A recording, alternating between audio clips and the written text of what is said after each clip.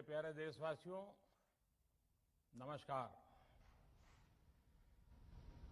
Corona के खिलाफ देश आज फिर एक बहुत बड़ी लड़ाई लड़ रहा है। कुछ सप्ताह पहले तक स्थितियां संभली हुई थी और फिर एक कोरोना की दूसरी वेव तूफान बनकर आ गई। जो पीड़ा आपने सही है, जो पीड़ा आप सह रहे हैं, उसका मुझे पूरा एहसास है। जिन लोगों ने बीते दिनों में अपनों को खोया है, मैं सभी देशवासियों की तरफ से उनके प्रति संवेदनाएं व्यक्त करता हूं। परिवार के एक सदस्य के रूप में मैं आपके दुख में शामिल हूं। चुनौती बड़ी है, लेकिन हमें मिलकर अपने संकल्प, अपने हौसले और तैयारी के साथ इसको पार करना है।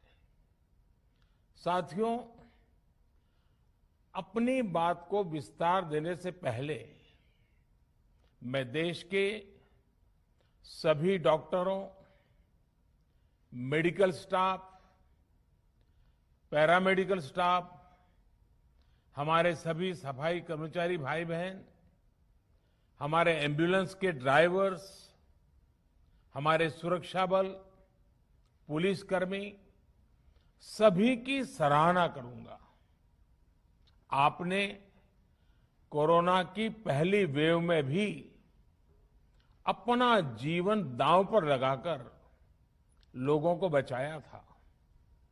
आज आप फिर इस संकट में अपने परिवार, अपने सुख, अपनी चिंता छोड़कर दूसरों का जीवन बचाने में दिन रात जुटे हुए हैं।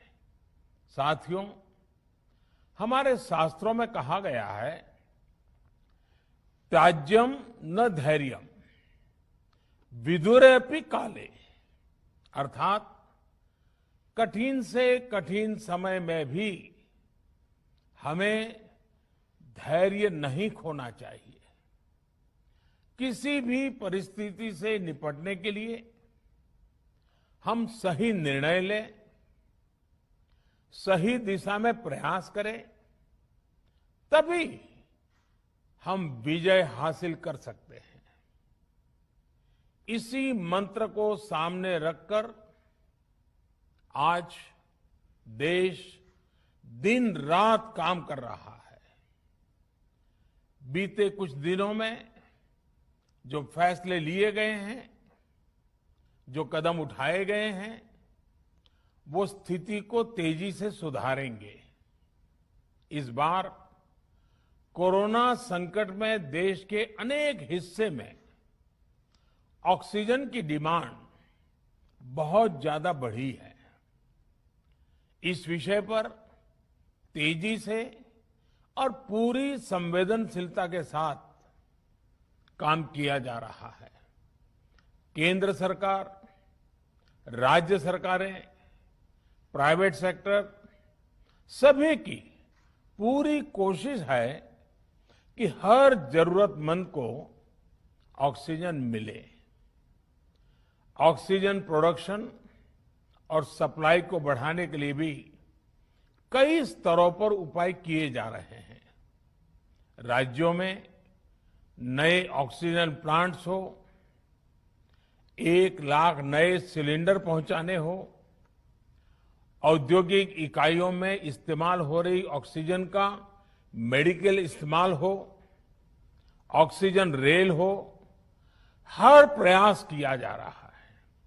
साथियों, इस बार जैसे ही कोरोना के केस बढ़े, देश के फार्मा सेक्टर ने दवाइयों का उत्पादन और बढ़ा दिया है। आज जनवरी फरवरी की तुलना में देश में कई गुना ज्यादा दवाइयों का प्रोडक्शन हो रहा है।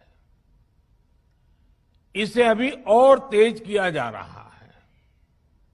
कल भी मेरी देश की फार्मा इंडस्ट्री के बड़े जो प्रमुख लोग हैं, उसके जो एक्सपर्ट लोग हैं, उनसे बहुत लंबी चर्चा हुई है। प्रोडक्शन बढ़ाने के लिए हर तरीके से दवाई कंपनियां की मदद ली जा रही है। हम सौभाग्यशाली हैं कि हमारे देश के पास इतना बड़ा मजबूत फार्मा सेक्टर है जो बहुत अच्छी और तेजी से दवाइयां बनाता है।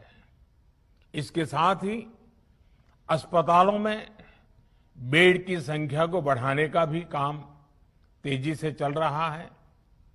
कुछ शहरों में ज्यादा डिमांड को देखते हुए विशेष और विशाल कोविड हॉस्पिटल बनाए जा रहे हैं। साथियों, पिछले वर्ष जब देश ने कोरोना के कुछ ही मरीज सामने आए थे, उसी समय भारत में कोरोना वायरस के खिलाफ प्रभावी वैक्सीन के लिए काम शुरू कर दिया था। हमारे वैज्ञानिकों ने दिन रात एक करके बहुत कम समय में देशवासियों के लिए वैक्सीन विकसित की है। आज दुनिया की सबसे सस्ती वैक्सीन भारत में है। भारत की कोल्ड चेन व्यवस्था के अनुकूल वैक्सीन हमारे पास है। इस प्रयास में हमारे प्राइवेट सेक्टर ने इनोवेशन और एंटरप्राइज की भावना का बेहतरीन प्रदर्शन किया है। वैक्सीन्स की अप्रूवल्स और रेगुलेटरी प्रोसेसेस को फास्ट ट्रैक पर रखने के साथ ही सभी साइंटिफिक और रेगुलेटरी मदद को बढ़ाया गया है। यह एक टीम एफर्ट है जिसके कारण हमारा Bharat 2 made in India vaccine के साथ दुनिया का सबसे बड़ा टीकाकरण अभियान शुरू कर पाया। टीकाकरण के पहले चरण से ही गति के साथ ही इस बात पर जोर दिया गया कि ज्यादा से ज्यादा क्षेत्रों तक, जरूरतमंद लोगों तक वैक्सीन पहुंचे। दुनिया में सबसे तेजी से भारत में पहले 10 करोड़, फिर 11 करोड़ और अब 12 करोड़ वैक्सीन डोज दिए गए हैं। आज कोरोना से इस लड़ाई में हमें हौसला मिलता है कि हमारे health care workers, frontline corona warriors और सीनियर सिटीजन्स के एक बड़े हिस्से को वैक्सीन का लाभ मिल चुका है। साथियों, कल ही वैक्सीन को लेकर हुए एक और अहम फैसला भी हमने किया है। 1 मई के बाद से 18 वर्ष के ऊपर के किसी भी व्यक्ति को वैक्सीनेट किया जा सकेगा। अब भारत में जो वैक्सीन बनेगी उसका आधा हिस्सा सीधे राज्यों और अस्पतालों को भी मिलेगा। इस बीच गरीबों, बुजुर्गों, निम्न मध्यम वर्ग के लोग, 45 वर्ष की आयु के ऊपर के व्यक्तियों के लिए केंद्र सरकार का जो वैक्सीन कार्यक्रम चल रहा है वो भी उतनी ही तेजी से जारी रहेगा। पहले की तरह ही सरकारी अस्पतालों में मुफ्त वैक्सीन मिलती रहेगी, जिसका फायदा, जैसा मैंने कहा, हमारे गरीब परिवार हो, हमारे मध्यम वर्ग, निम्न मध्यम वर्ग के परिवार हो, वो उनका लाभ उठा सकेंगे। साथियों, हम सभी का प्रयास जीवन बचाने के लिए है, और जीवन बचाने के लिए तो है ही, प्रयास से भी ये है कि आर्थिक गतिविधियां और आजीविका कम से कम प्रभावित हो। प्रयास का तरीका यही रखा जाए। वैक्सीनेशन को 18 वर्ष की आयु के ऊपर के लोगों के लिए ओपन करने से शहरों में जो हमारे वर्कफोर्स है उसे तेजी से वैक्सीन उपलब्ध होगी। राज्यों और केंद्र सरकार के प्रयासों से श्रमिकों को भी तेजी से वैक्सीन मिले लगेगी। मेरा राज्य प्रशासन से आग्रह है कि वो श्रमिकों का भरोसा जगाए रखे। उनसे आग्रह करें कि वो जहां है वहीं रहे। राज्यों द्वारा दिया गया ये भरोसा उनकी बहुत मदद करेगा कि वो जिस शहर में हैं वहीं पर अगले कुछ दिनों में वैक्सीन भी लगेगी और उनका काम भी बंद नहीं होगा। साथियों, पिछली बार जो परिस्थितियां थी वो अभी से काफी भिन्न थी। तब हमारे पास इस वैश्विक महामारी से लड़ने के लिए कोरोना स्पेसिफिक मेडिकल इंफ्रास्ट्रक्चर नहीं था। आप याद करिए देश की क्या स्थिति थी। कोरोना टेस्टिंग के लिए पर्याप्त लैब नहीं, पीपीई का कोई प्रोडक्शन नहीं, हमारे पास इस बीमारी के ट्रीटमेंट के लिए कोई खास जानकारी भी नहीं। लेकिन बहुत ही कम समय में हमने इन चीजों में सुधार किया। आज हमारे डॉक्टरों ने कोरोना के इलाज की बहुत ही अच्छी एक्सपर्टीज हासिल कर ली है। वो ज्यादा से ज्यादा जीवन बचा रहे हैं। आज हमारे पास बड़ी मात्रा में पीपीई किट्स हैं, लैब्स का बड़ा नेटवर्क है और हम लोग टेस्टिंग की सुविधा को निरंतर बढ़ा रहे हैं। साथियों, देश ने कोरोना के खिलाफ अब तक बहुत मजबूती से और बहुत धैर्य से लड़ाई लड़ी है। इसका श्रेय आप सभी को, सभी देशवासियों को ही जाता है। अनुशासन और धैर्य के साथ कोरोना से लड़ते हुए आप देश को यहां तक लाए हैं। मुझे विश्वास है जन भागीदारी की ताकत से हम कोरोना के इस तूफान को भी परास्त कर पाएंगे। आज हम अपने चारों ओर देख रहे हैं कि कैसे कई लोग, कई सामाजिक संस्थाएं जरूरतमंदों तक मदद पहुंचाने में दिन रात जुटे हैं। दवाई पहुंचाना हो, खाने या रहने की व्यवस्था करनी हो, लोग पूरे मनोयोग के साथ काम कर रहे हैं। मैं इन सभी के सेवा भाव को आदरपूर्वक नमन करता हूं और देशवासियों से अपील करता हूं कि अधिक से अधिक मात्रा में इस संकट की घड़ी में देशवासी आगे आएं और जरूरतमंदों तक मदद पहुंचाएं। समाज के पुरुषार्थ और सेवा के संकल्प से ही हम ये लड़ाई जीत पाएंगे। मेरा युवा साथियों से अनुरोध है कि वो अपनी सोसाइटी में, मोहल्ले में, अपार्टमेंट्स में छोटी छोटी कमेटियां बनाकर कोविड अनुशासन पालन करवाने में मदद करें। हम ऐसा करेंगे तो सरकारों को न कभी कंटेनमेंट जोन लगाने की जरूरत पड़ेगी, न कर्फ्यू लगाने की जरूरत पड़ेगी और लॉकडाउन का तो सवाल ही नहीं उठता है, आवश्यकता ही नहीं पड़ेगी। स्वच्छता अभियान के समय देश में जागरूकता फैलाने के लिए मेरे बाल मित्रों ने बहुत मदद की थी। छोटे छोटे बालक, 5वीं, 7वीं, 8वीं, 10वीं में पढ़ने वाले, उन्होंने घर के लोगों को समझाया था, मनाया था। उन्होंने बड़ों को भी स्वच्छता का संदेश दिया था।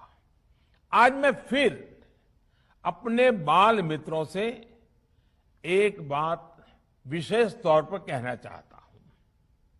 मेरे बाल मित्र, घर में ऐसा माहौल बनाइए कि बिना काम, बिना कारण घर के लोग घर से बाहर न निकले।